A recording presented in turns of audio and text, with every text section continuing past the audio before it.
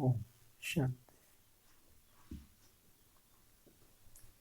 9/1/85। श्रेष्ठ भाग्यवान आत्माओं की रूहानी पर्सनैलिटी। भाग्य विधाता बाप अपने भाग्यवान बच्चों प्रति बोले, आज भाग्य विधाता बाप अपने श्रेष्ठ भाग्यवान बच्चों को देख रहे हैं। हर एक बच्चे के भाग्य की लकीर कितनी श्रेष्ठ और अविनाशी है। भाग्यवान तो सभी बच्चे हैं, क्योंकि भाग्य विधाता के बने हैं। इसलिए भाग्य तो जन्म सिद्ध अधिकार है। जन्म सिद्ध अधिकार के रूप में सभी को स्वतः ही अधिकार प्राप्त है। अधिकार तो सभी को है, लेकिन उस अधिकार को स्वयं प्रति व औरों के प्रति जीवन में अनुभव करना और कराना, उसमें अंतर है। इस भाग्य के अधिकार को अधिकारी बन उस खुशी और नशे में रहना और औरों को भी भाग्य विधाता द्वारा भाग्यवान बनाना, यह है अधिकारीपन के नशे में रहना।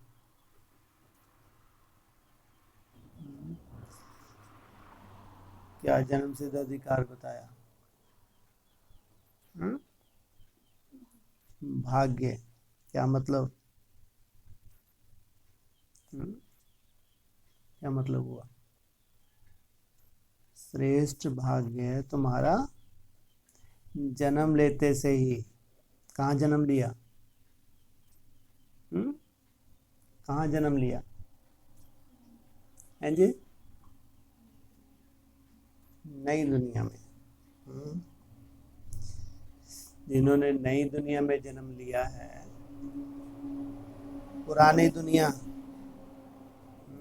विनाश को प्राप्त होने जा रही है। ब्राह्मणों की, किन्हीं की मन बुद्धि में नए संकल्प, नई नई ज्ञान की रूपरेखा, जिसके लिए अव्यक्त वाणी में बोला था, रीति रस्म रिवाज सब नया ही नया। जिनके लिए पुराना एकदम क्या हो गया है बाकी। हाँ, अगर थोड़ा बहुत रहा है तो वो समाप्त होने जा रहा है। तो उनको क्या मिला हुआ है? क्या नशा दिला रहे हैं? तुम्हारा भाग्य कैसा है? हाँ, तो इस अधिकारीपन के नशे में रहना कि भाग्य विधाता के द्वारा हमारा कैसा भाग्य हमको मिला है। जैसे स्थूल संपत्तिवान की चलन और चेहरे से संपत्ति का अल्पकाल का नशा दिखाई देता है, ऐसे भाग्य की संपत्ति का प्राप्ति स्वरूप अलौकिक, ऐसे भाग्य की संपत्ति का प्राप्ति स्वरूप अलौकिक और रूहानी है। श्रेष्ठ भाग्य की झलक और रूहानी फलक विश्व में सर्व आत्माओं से श्रेष्ठ, न्यारी और प्यारी है। जितने भी ब्राह्मण हैं उनसे क्या है? न्यारी भी है और प्यारी भी है। श्रेष्ठ भाग्यवान आत्मा सदा भरपूर फखुर में रहने वाले अनुभव होंगे। ऐसा फखुर, अल्पकाल की संपत्ति है, धन दौलत है, तो उनका नशा कहाँ से दिखता है? उनको फखुर रहता है। उनकी चलन से, चेहरे से मालूम पड़ता है। तुमको तो कुछ अलग से है।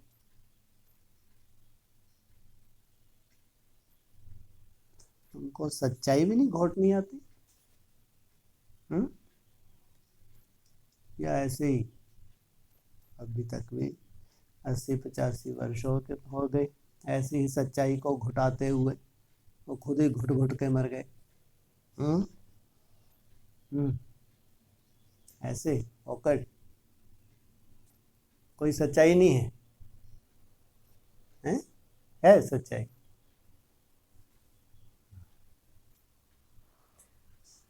ऐसा फखुर दिन में कभी ही रहता, थोड़ा बहुत कभी ऐसा फखुर, कभी कभार भूले भटके कभी कभी। अक्सर हम भूले रहते हैं कि ये स्थान का क्या महत्व है, यहाँ की रूपरेखा का क्या महत्व है, यहाँ का जो भविष्य हमको हथेली पे दिख रहा है उसका क्या महत्व है, जो प्रैक्टिकल जो भगवान रूपरेखा बनाने जा रहा है उसका भविष्य में क्या महत्व सामने आने वाला है। तो हमको नशा तो रहता है, लेकिन कभी कभी जब थोड़ी याद अच्छी हो जाती है तो अच्छा लगता है। जब थोड़ी सी चेहरा लटक जाता है, याद अच्छी नहीं होती है, तो फिर किस खाते में गए। अरे जब याद अच्छी होती है तो सभी को नशा होता है, क्या बड़ी बात है क्या। हाँ, याद अच्छी हुई, तुम्हारी मन बुद्धि अच्छी हुई, तो ये इसको क्या अच्छा कहेंगे क्या। अच्छे में अच्छा रहना बहुत बड़ी बात है, ये कला सिखाने आए हैं। अच्छे में अच्छा रहना कला सिखाने आए हैं, या जब अति हो, हाहाकार हो, कोई भी स्वभाव संस्कार, कोई भी माया का रूप, तो तुम्हारी ही तो कमजोरी है। उस वक्त निश्चय बुद्धि बने रहे, उस वक्त वो नशा कायम रहे, चेहरे पे वैसा फखुर बना रहे। पाप बढ़ रहे हैं, कम हो रहे हैं।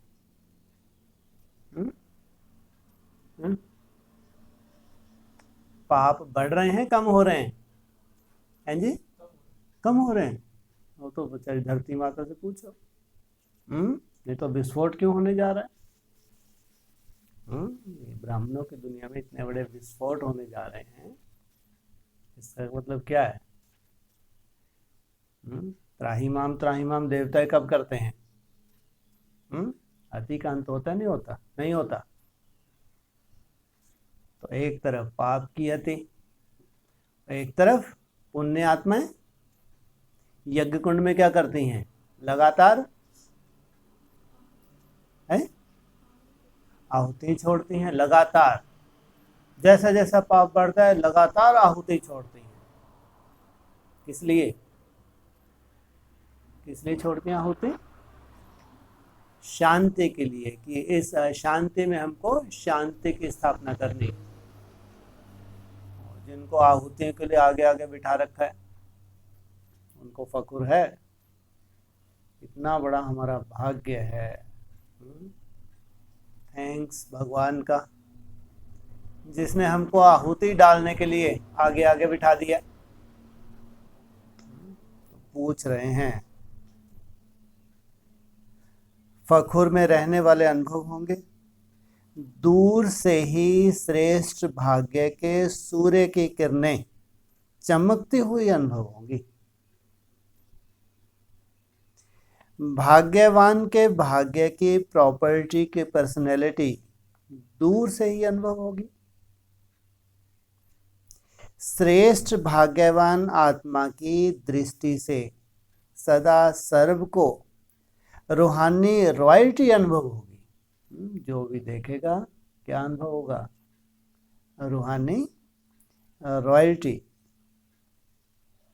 विश्व में कितने भी बड़े बड़े रॉयल्टी व पर्सनैलिटी वाले हों, लेकिन श्रेष्ठ भाग्यवान आत्मा के आगे विनाशी पर्सनैलिटी वाले स्वयं अनुभव करते हैं कि यह रूहानी पर्सनैलिटी अति श्रेष्ठ और अनोखी है, श्रेष्ठ भी है, और इसमें क्या है, अनोखापन है। ऐसे अनुभव करते हैं कि यह श्रेष्ठ भाग्यवान आत्माएं न्यारे अलौकिक दुनिया के हैं। इस दुनिया के नहीं है। इनकी रूपरेखा कैसी है? नहीं, इनकी रूपरेखा को समझा जा सकता है। हाँ, भगवान की रूपरेखा को कोई समझ सकता है? भगवान जहाँ विशेष कार्य के निमित्त जिन आत्माओं को बनाने जा रहा है, उनकी रूपरेखा को कोई समझ सकता है? समझ जाएगा। खुद तो समझ सी होंगी। खुद इतने समझदार बने हैं, चलो दूसरे ना भी समझें, हम तो समझते हैं।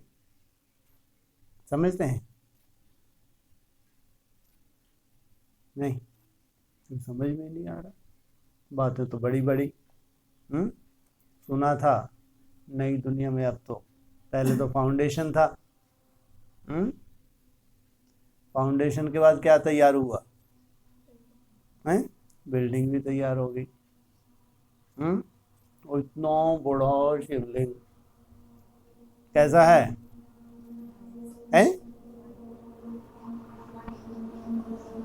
एकदम सफेद शिवलिंग। कैसा है? लाल त्रिपुंड और सफेद शिवलिंग। इतना बड़ा, छोटा मोटा है? दूर से ही दिखता, नहीं दिखता? दूर से दिखता है तो सबसे पहले क्या दिखता है? एकदम सफेद शिवलिंग। उसकी छतर छाया में हमको रहने को मिल रहा है, फिर भी खुशी नहीं। क्या सोचो, कितनी सुंदर रूपरेखा भगवान ने दी है। हाँ, फिर भी मेहनत, मोहब्बत का कोई रोल नहीं। मेहनत में जीवन जाएगा है? सहज याद होगी तब निरंतर होगी। इसलिए मोहब्बत से सहज होती है या मेहनत से सहज होती है?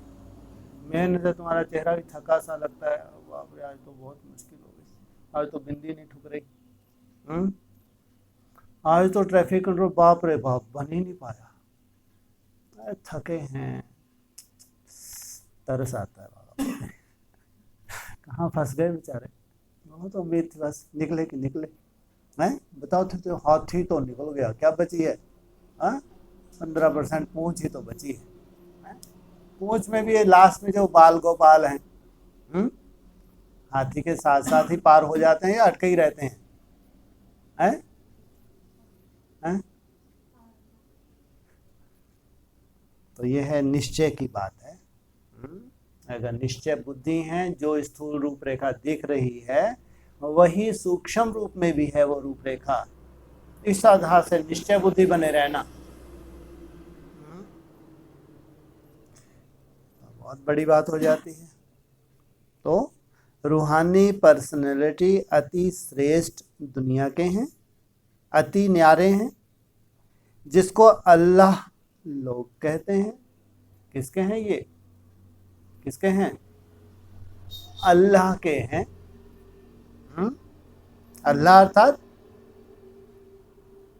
हाँ जी, ऊंचते ऊंच सबको मिला। किसको मिला? हाँ जी, अलिफ को मिला। अल्लाह के लोग। कौन सा डंडा है?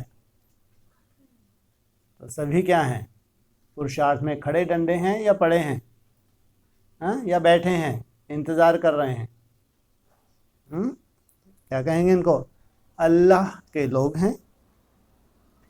जैसे कोई नई चीज होती है तो बड़े स्नेह से देखते ही रह जाते हैं, ऐसे श्रेष्ठ भाग्यवान आत्माओं को देख देख अति हर्षित होते हैं। कितना श्रेष्ठ इनका भाग्य होगा। जो सीन भविष्य में आने वाली है, उसके ये आधार मूर्त और उद्धार मूर्त हैं। कितनी बड़ी बात है। श्रेष्ठ भाग्यवान आत्माओं की श्रेष्ठ वृत्ति द्वारा वायुमंडल ऐसा बनता जो दूसरे भी अनुभव करते कि कुछ प्राप्त हो रहा है। कैसा कैसा वायुमंडल बनता? हाँ, दूसरे भी क्या अनुभव करते? ये अचानक क्या हो रहा है? क्या हो रहा है अचानक? लो, कुछ नहीं हो रहा। अचानक ये वो प्राप्तियां होने शुरू हो गई, प्राप्तियां होने लगी, अर्थात प्राप्ति का वातावरण वायुमंडल अनुभव करते हैं। कुछ पा रहे हैं, मिल रहा है, इसी अनुभूति में खो जाते हैं। श्रेष्ठ भाग्यवान आत्माओं को देख ऐसा अनुभव करते जैसे प्यासे के आगे कुआं चलकर आगे आए। अप्राप्त आत्मा प्राप्ति के उम्मीदों का अनुभव करती। चारों ओर के ना उम्मीदों के अंधकार के बीच शुभ आशा का जगा हुआ दीपक अनुभव करते। अब ये अंधकार के बीच अब ये रोशनी दिख रही है। जरूर इस रोशनी के द्वारा क्या होने वाला है? संपूर्ण उजाला होने वाला है। दिल शिकस्त आत्मा को दिल की खुशी की अनुभूति होती है। मुरझाए थी, कुछ दिख नहीं रहा था। ऐसे श्रेष्ठ भाग्यवान बने हो। अपने इन रूहानी विशेषताओं को जानते हो, मानते हो, अनुभव करते हो, बस सिर्फ सोचने और सुनते हो। चलते फिरते इस साधारण रूप में छिपे हुए अमूल्य हीरा श्रेष्ठ भाग्यवान आत्मा को कभी स्वयं भी भूल जाते, कभी स्वयं भी भूल तो नहीं जाते। अपने को साधारण आत्मा तो नहीं समझते। साधारण हो, साधारण हो, पक्का। बहुत भाग्यशाली होंगे वो। अगर ये चिंतन भी है कि हम साधारण नहीं है तो बहुत बहुत भाग्यशाली हैं।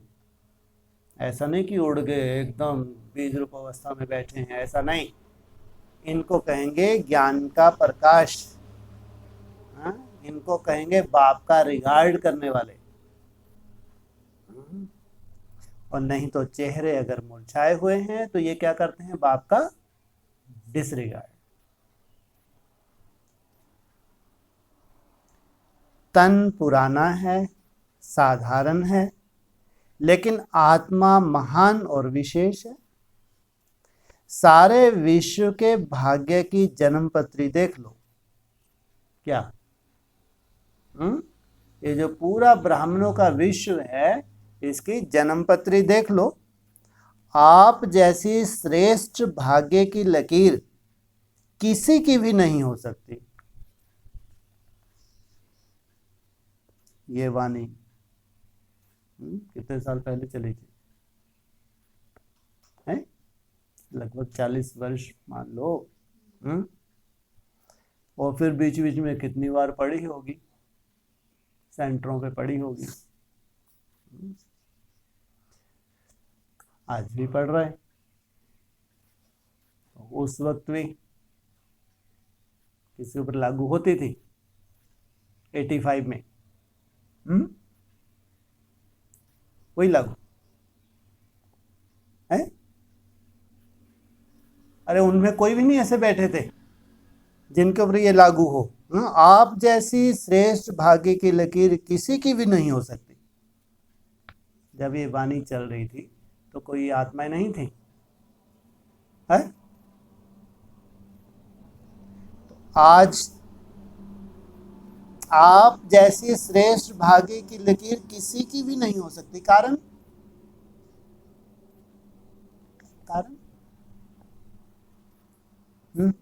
हैं जी? हम सालों से हम्म? निस्वार्थ भाव से। कोई स्वार्थ है तुम्हारा? जो सालों से तुम मेहनत कर रहे हो, कोई स्वार्थ है? हम्म? क्या स्वार्थ है तुम्हारा? कोई स्वार्थ तो, बिना स्वार्थ के तो कुछ होता ही नहीं है। कौन सा स्वार्थ है तुम्हारा? बाप समान बन जाए। हम्म? हम दुनिया को बताते हैं भगवान आया, भगवान आया, दुर्गति को पाते रहें, दुर्गति को पाते रहें। आज इतना खुश है, चेहरा इतना बढ़िया है, चमक रहा है, मित्र संबंधियों को बता रहे हैं। कुछ समय के बाद चेहरे की कैसी हालत हो जाती है, 12 बज जाते हैं, तो उनको भी हैरानी होती है। कल तो ये बताते थे भगवान आया, भगवान आया, अब इनका भगवान कहाँ चला गया? तुमने अच्छा फैसला किया, कम से कम बताने बुतने का तुम्हारा रोल ज्यादा रहा ही नहीं ना। अरे पहले हम खुद तो अनुभव कर लें, बताने वाले कम है क्या? हाँ, ढेर बैठे हैं, उनका काम ही है बस बत बत करना। धारण तो करते ही नहीं, सुनना सुना नहीं तो करते हैं। तो तुमने ये फैसला कर लिया, हम क्या करें?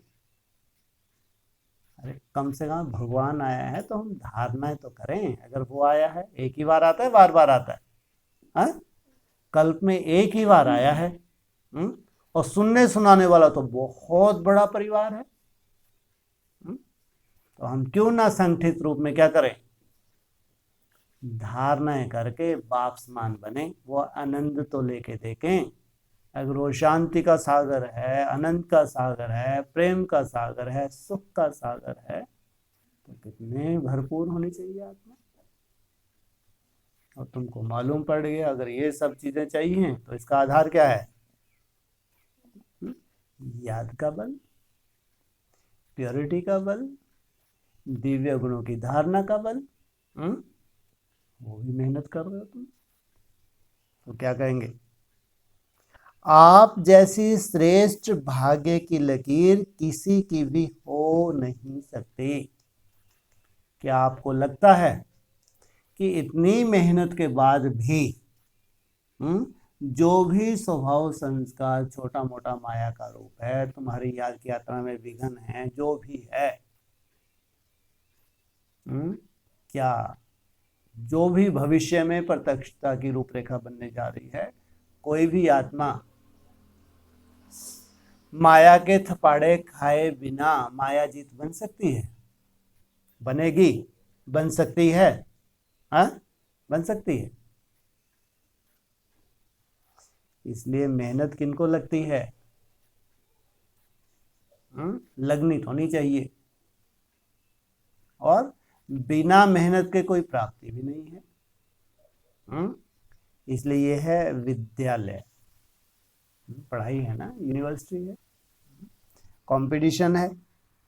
याद की यात्रा में कौन कितना तीखा निकल जाए, धारणों में कितना तीखा निकल जाए, ये तुम्हारी रिजल्ट का आधार है। तो बोला, आप जैसी श्रेष्ठ भाग्य की लकीर किसी की भी नहीं हो सकती। कितनी भी धन से संपन्न आत्माएं हो, शास्त्रों के आत्मज्ञान के खजाने से संपन्न आत्माएं हो, विज्ञान के नॉलेज की शक्ति से संपन्न आत्मा हो, लेकिन आप सबके भाग्य की संपन्नता के आगे वह क्या लगेंगे? बाप रे बाप, दुनिया में कितना मान मर्तबा है। किनका? जिनके पास स्थूल धन संपत्ति होती है, बहुत मान मर्तबा है। और फिर शास्त्रों की अथॉरिटी, उनका मान मर्तबा कम है, कम है। विज्ञान की अथॉरिटी,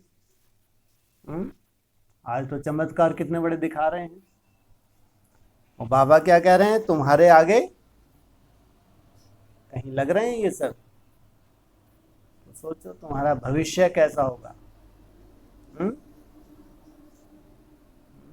जिन चीजों को तुम लात मारते हो उनकी कोई वैल्यू नहीं। कोई वैल्यू नहीं। तो कितना वैल्यूएबल भगवान तुमको बनाता है। वह स्वयं भी अभी अनुभव करने लगे हैं कि हम बाहर से भरपूर हैं लेकिन अंदर खाली हैं, और आप अंदर भरपूर हैं, बाहर साधारण हैं। अंदर से क्या है आप? भरपूर। बाहर क्या है भरपूरता तुम्हारी? क्या है भरपूरता? चलो, क्या है तुम्हारी भरपूरता? अंदर से भरपूर, बाहर से साधारण है। एकदम भरपूर बिल्कुल हिलते डुलते नहीं। भरपूर चीज हिलती है?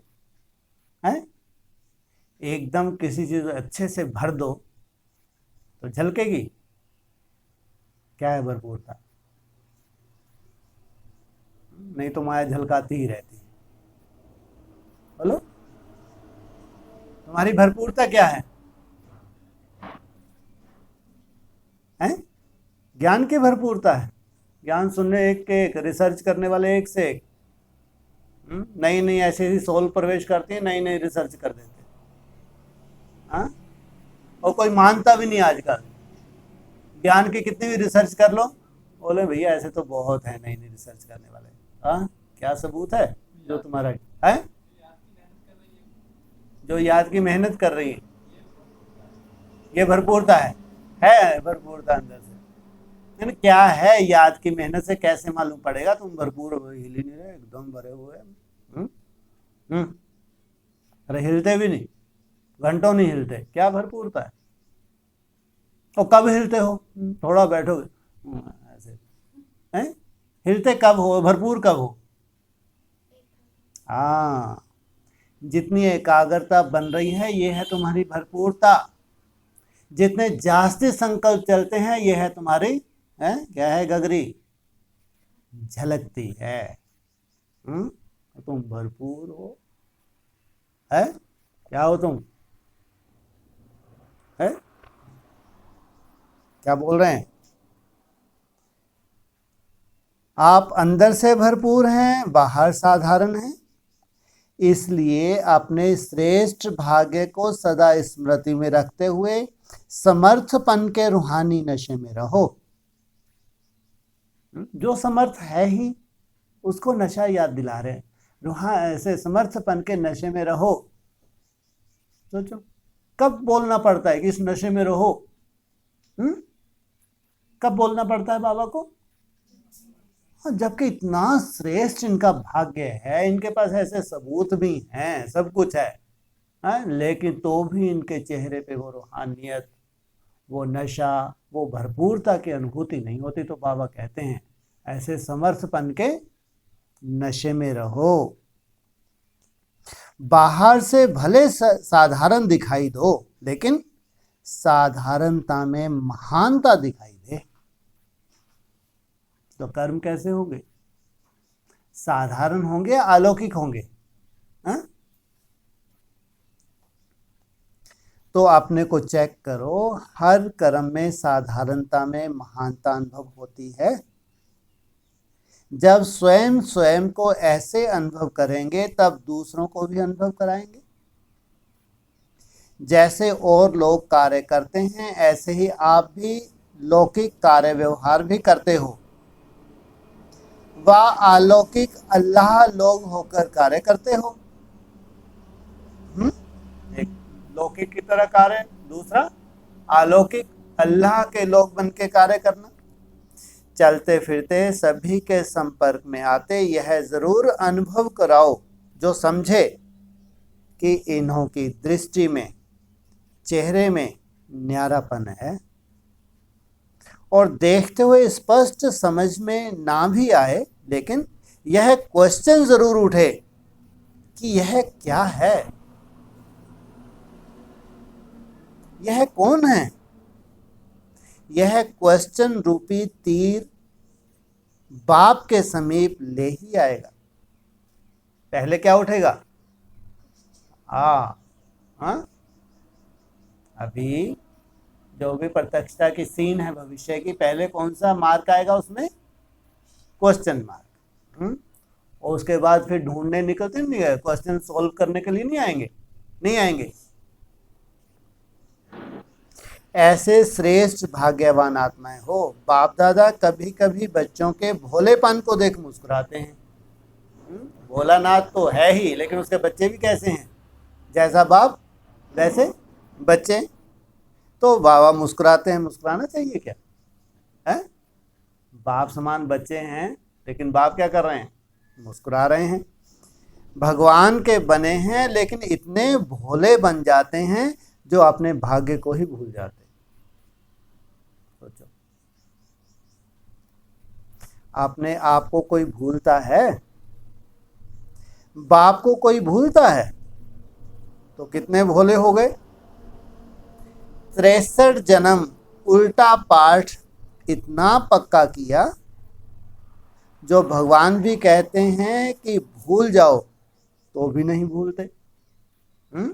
63 जन्म के संस्कार बार बार बाबा बोल रहे हैं, तो इनको क्या करना है? छोड़ना है, भूलना है, तो भी नहीं भूलते। और श्रेष्ठ बात भूल जाते हैं, तो कितने भोले हो। बाप भी कहते ड्रामा में इन भोलों से ही मेरा पार्ट है। क्या कहते हैं बाप?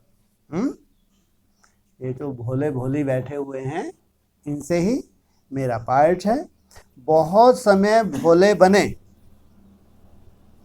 अब बाप समान मास्टर नॉलेजफुल, मास्टर पावरफुल बनो। समझा?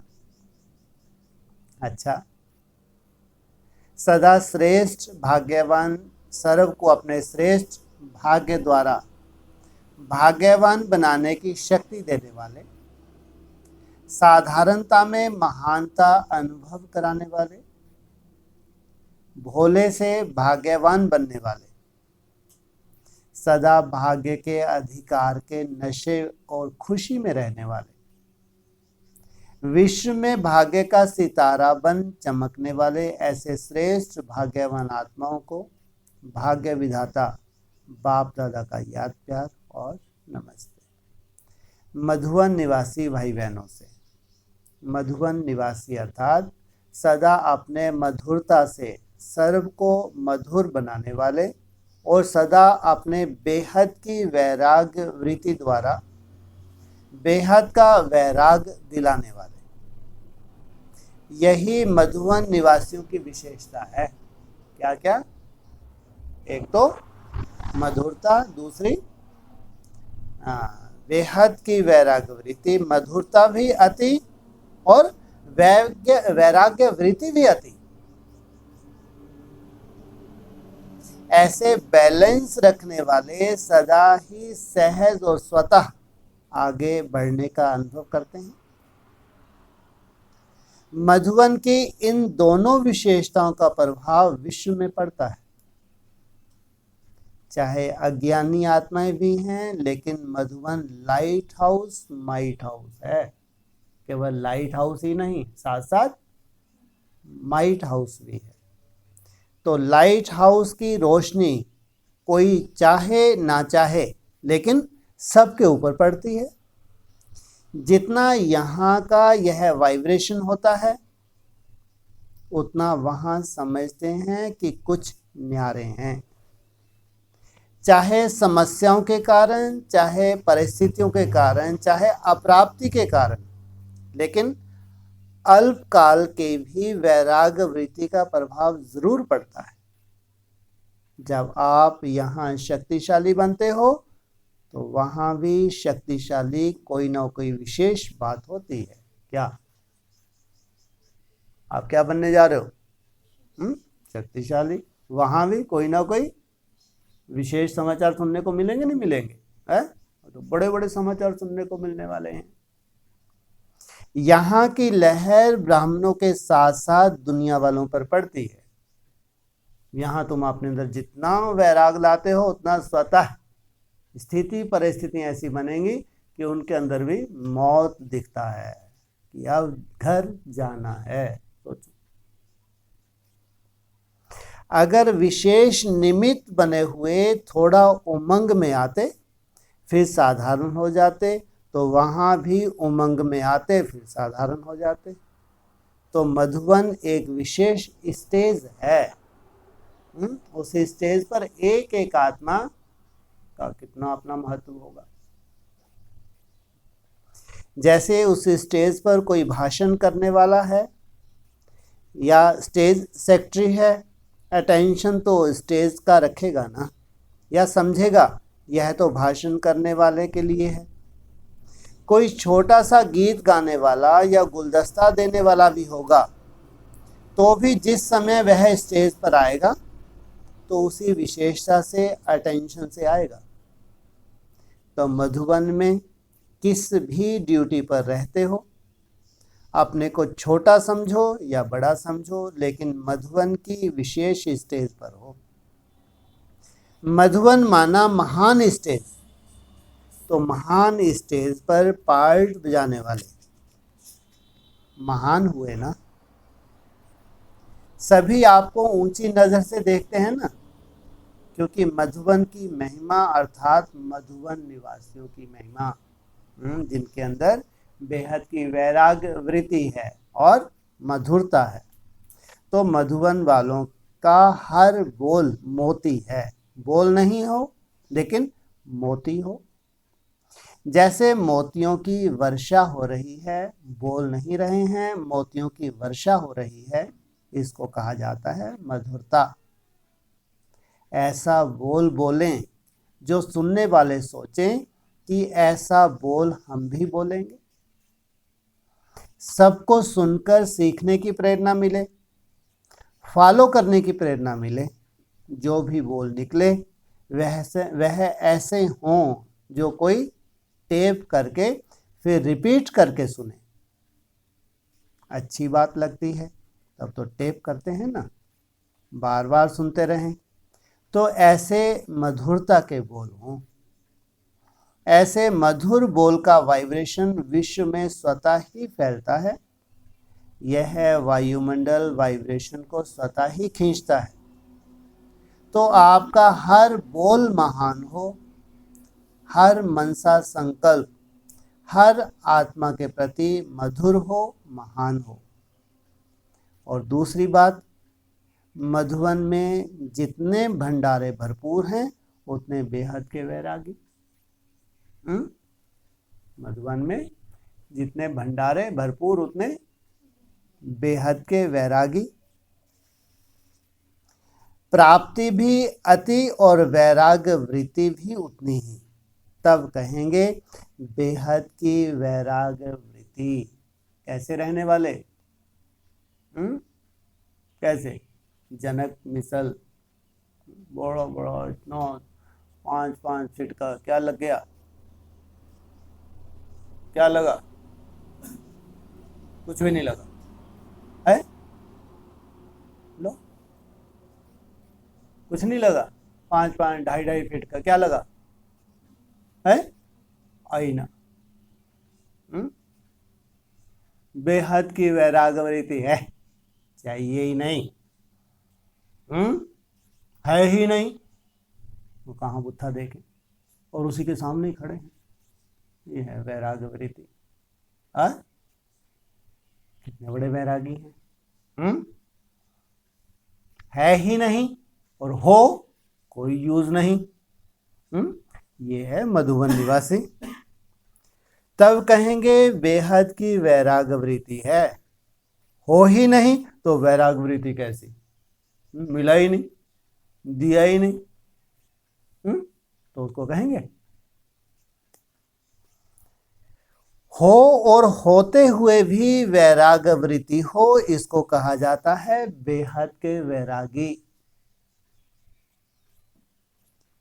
जितना जो करता है उतना वर्तमान भी फल पाता है और भविष्य में भी मिलना ही है।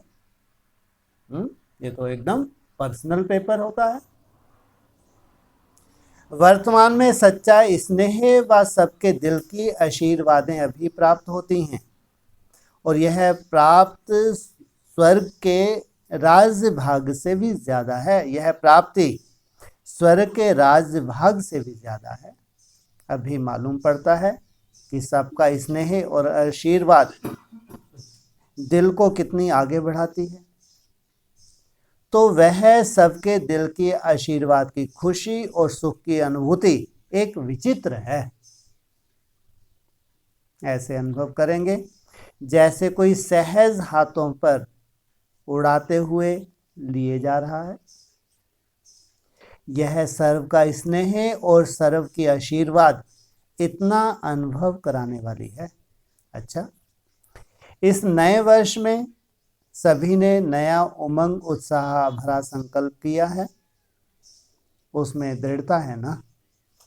अगर कोई भी संकल्प को रोज रिवाइज करते हो तो जैसे कोई भी चीज पक्की करते जाओ तो पक्की हो जाती। हाँ, कोई भी संकल्प लिया तो उसको रोज रिवाइज करना, उसके रिजल्ट को नहीं देखना, लेकिन रिवाइज रोज करना है। तो जो संकल्प किया उसे छोड़ नहीं दो, रोज उस संकल्प को रिवाइज कर दृढ़ करो, तो फिर यही दृढ़ता सदा कार्य में आएगी। कभी कभी सोच लिया क्या संकल्प किया था, या चलते चलते संकल्प को ही भूल जाएं कि किया क्या था, तो कमजोरी आती है।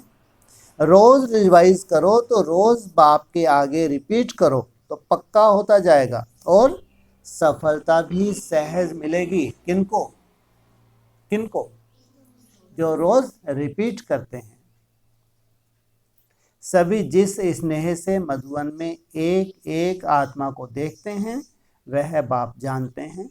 मधुवन निवासी आत्माओं की विशेषता का महत्व कम नहीं है। अगर कोई एक छोटा सा विशेष कार्य भी करते हैं तो एक स्थान पर वह कार्य होता है और सभी को प्रेरणा मिलती है। तो वह सारा विशेषता के फायदे का हिस्सा उस आत्मा को मिल जाता है। तो मधुवन वाले कोई भी श्रेष्ठ संकल्प करते हैं, प्लान बनाते हैं, कर्म करते हैं, वह सभी को सीखने का उत्साह होता है। तो सभी के उत्साह बढ़ाने वाली आत्मा को कितना फायदा होगा। इतना महत्व है आप सबका। एक कोने में रहते हो और फैलता सभी जगह है। क्या आप एक कोने में बैठ के दृढ़ संकल्प करते हो, विशेष अपनी प्लानिंग करते हो, फैलता चारों तरफ है। अच्छा, इस वर्ष के लिए नया प्लान। इस वर्ष ऐसा कोई ग्रुप बनाओ जिस ग्रुप की विशेषताओं को प्रैक्टिकल में देखकर दूसरों को प्रेरणा मिले और वाइब्रेशन फैले। जैसे गवर्नमेंट भी कहती है कि आप कोई ऐसा स्थान लेकर एक गांव को उठा करके ऐसा सैंपल दिखाओ जिससे समझ में आए कि आप प्रैक्टिकल कर रहे हो, तो उसका प्रभाव फैलेगा। गांव अर्थात कोई गीता पाठशाला। ऐसे ही कोई ग्रुप बने जिससे दूसरों को प्रेरणा मिले। कोई भी अगर देखना चाहे गुण क्या होता है, शक्ति क्या होती है, ज्ञान क्या होता है, याद क्या होती है, तो उसका प्रैक्टिकल स्वरूप दिखाई दे। ऐसे अगर छोटे छोटे ग्रुप प्रैक्टिकल प्रमाण बन जाएं तो वह श्रेष्ठ वाइब्रेशन वायुमंडल में स्वतः ही फैलेगा। आजकल सभी लोग प्रैक्टिकल देखना चाहते हैं, सुनना नहीं चाहते। प्रैक्टिकल का प्रभाव बहुत जल्दी पहुंचता है। तो ऐसा कोई तीव्र उमंग उत्साह का प्रैक्टिकल रूप हो, ग्रुप हो, जिसको सहज ही देख करके प्रेरणा लें और चारों तरफ यह प्रेरणा पहुंच जाए। क्या चाहते हैं वहां? ऐसा ग्रुप हो तो एक दो से दो तीन से फैलता जाएगा। इसलिए ऐसी कोई विशेषता करके दिखाओ। तो बड़ी से बड़ी विशेषता कौन सी है जो करके दिखानी है? बोलो। वो कर भी रहे हो। क्या है? लो, अपनी विशेषता कोई नहीं मालूम। ग्रुप में क्या कर रहे हो? हैं? इनसे मिलो। तो सालों से ही कर रहे हो। अभी ग्रुप में क्या कर रहे हो?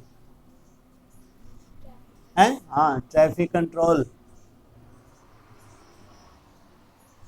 जैसे विशेष निमित्त बनी हुई आत्माओं के प्रति सभी समझते हैं कि यह प्रूफ है और प्रेरणा मिल सकती है, ऐसा और भी प्रूफ बनाओ जिसको देखकर सब कहें कि हाँ, प्रैक्टिकल ज्ञान का स्वरूप अनुभव हो रहा है। इस शुभ श्रेष्ठ कर्म श्रेष्ठ संकल्प की वृत्ति से वायुमंडल बनाओ। ऐसा कुछ करके दिखाओ। आजकल मनसा का प्रभाव जितना पड़ता है उतना वाणी का नहीं पड़ता। वाणी एक शब्द बोले और वाइब्रेशन 100 शब्दों का फैलाओ, तब असर होगा। शब्द तो कॉमन हो गए हैं ना, लेकिन शब्द के साथ जो वाइब्रेशन शक्तिशाली है वह और कहाँ नहीं होता, यह यहाँ ही होता है। यह विशेषता करके दिखाओ। बाकी तो कॉन्फ्रेंस करेंगे, यूथ का प्रोग्राम करेंगे, यह तो होते ही रहेंगे और होने ही हैं। इससे भी उमंग उत्साह बढ़ता है, लेकिन अभी आत्मिक शक्ति की आवश्यकता है। यह है वृत्ति से वाइब्रेशन फैलाना, वह शक्तिशाली है। विदेशी बच्चों से बाप दादा रोज स्नेही बच्चों को स्नेह का रिटर्न देते हैं। बाप का बच्चों से इतना स्नेह है जो बच्चे संकल्प ही करते, मुख तक भी नहीं आता और बाप उसका रिटर्न पहले से ही दे देते। संगम युग पर सारे कल्प का यादगार दे देते हैं। इतना याद और प्यार देते हैं जो जन्म जन्म याद प्यार से झोली भरी हुई रहती है। बाप दादा स्नेही आत्माओं को सदा सहयोग दे आगे बढ़ाते रहते हैं। बाप ने जो स्नेह दिया है उस स्नेह का स्वरूप बनकर किसी को भी स्नेही बनाएंगे तो वह बाप का बन जाएंगे। स्नेह ही सबको आकर्षित करने वाला है।